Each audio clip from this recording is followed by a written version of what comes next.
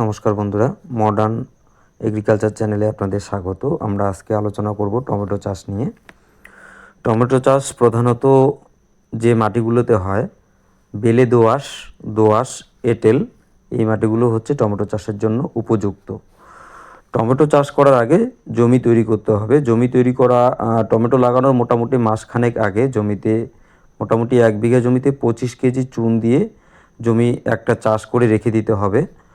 পরবর্তীতে 1 মাস পরে আবারও জমি চাষমুই করে জমিতে যেসব সার দিতে হবে, মোটামুটি 1 বিঘা জমিতে রাসায়নিক সার যেটা দিতে হবে, সিঙ্গেল সুপার ফসফেট মোটামুটি বিঘা প্রতি 50 কেজি, আর এনপিকে 10-26-26 মোটামুটি প্রতি কাঠা জমিতে 1 কেজি দিয়ে জমিটাকে তৈরি করে পরবর্তীতে কিন্তু চারা গাছগুলো লাগাতে হয়।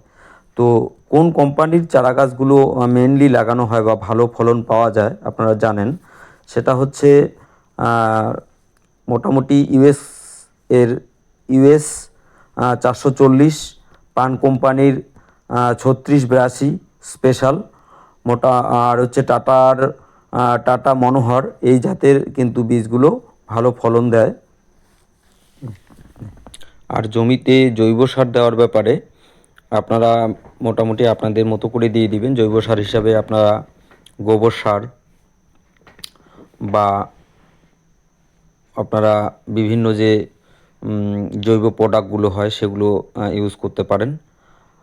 মেনলি গোবর সার মানে জৈব সার কিন্তু টমেটোর জন্য একদম উপযুক্ত, বা টমেটো গাছ জৈব সার সবথেকে বেশি পছন্দ করে। সেই কারণে রাসায়নিক সার দেওয়ার পাশাপাশি কিন্তু জৈব সার, বিশেষ করে গোবর সার অবশ্যই আপনারা দেওয়ার চেষ্টা করবেন। তার পাশাপাশি যেটা নিম খৈল, মানে হচ্ছে সরিষা থেকে যে খৈলটা তৈরি হয় সেটা ইউজ করা যেতে পারে। তো এই বিষয়গুলো যদি ঠিকঠাক করা হয় তাহলে কিন্তু টমেটোর ফলন ভালো পাওয়া যেতে পারে। এর পরবর্তীতে বন্ধুরা আমরা টমেটোর যে বিভিন্ন রোগ পোকা, সেগুলোর জন্য কি সব দিতে হবে, কেমিক্যাল, সেগুলো নিয়ে আমরা আলোচনা করব। আজ এ পর্যন্তই রইল বন্ধুরা। আপনারা ভালো থাকবেন, সুস্থ থাকবেন। পরবর্তী নেক্সট ভিডিও আসা অবধি।